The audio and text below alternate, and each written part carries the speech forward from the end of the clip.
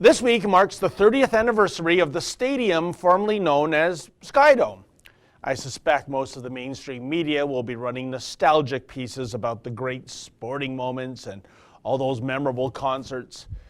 I shall not be joining that chorus because Skydome, now Rogers Centre, is a cautionary tale of what occurs when government gets involved in so-called mega projects, especially those of a sporting nature, because the end result is an edifice that is over budget, past deadline, and in the case of Skydome, a playpen that was already obsolete on opening day, given that multi-purpose sports stadiums were already extinct when it opened.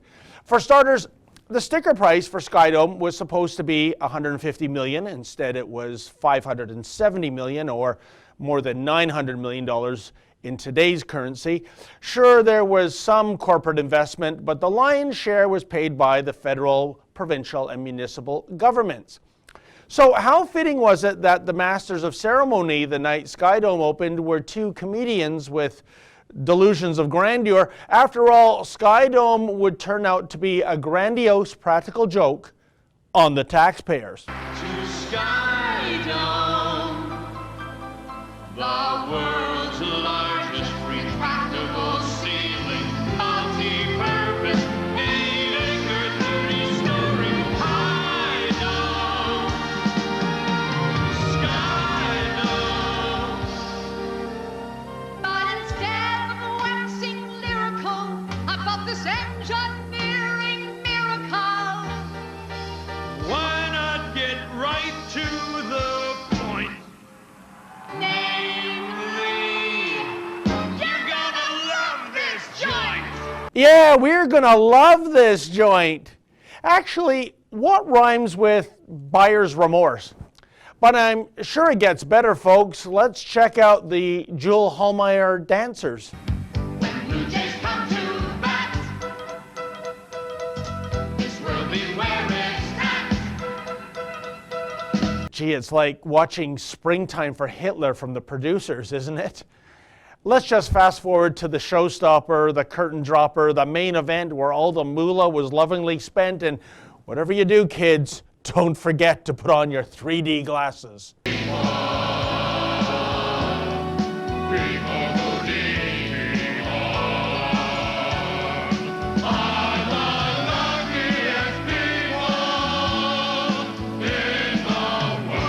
Largest retractable ceiling, multi-purpose, 8-acre, 30-story high dome. Skydome. Give me an S. Give me a K! Give me a Y. Give me a D! Give me an O. Give me an M. Kind of like watching an elementary school production if the kids had the national defense budget, eh? Indeed, like a Yoko Ono concert that night in '89 started out badly and then proceeded to get horrid. The roof was opened by then Premier David Peterson, a true liberal in that he never met a taxpayer dollar he didn't want to squander. Peterson pointed his whiz-bang laser pen at the ceiling to officially roll up the rim. And as that roof creaked open, how fitting that the 50,000 plus spectators in attendance would end up getting soaked thanks to the torrential rainstorm that was raging due to climate change. Yet, as taxpayers, they'd all end up being soaked a second time around when it came to paying for this pig in a poke. Gee, I think that's what's known as pathetic fallacy. Indeed, just 15 months later, an audit revealed Skydome was so in debt that it would need to be booked 600 days a year just to turn a profit. While the stadium made $17 million in its first year of operations, servicing the debt load was costing the province $40 million. By 1994, the stadium was sold for the massively discounted price of $151 million to a private consortium. And then get this, a decade later, Rogers Communications, the owners of the Blue Jays, would acquire this slightly used stadium for just $25 million, or about 4% of the cost of construction. Just imagine that, folks, the only piece of Toronto real estate to depreciate by some 90% in 15 boom years. Yeah, the Skydome. Yet, the other bottom line is this. Elected representatives of every political stripe make the same outrageous spending mistakes over and over and over again when it comes to these projects.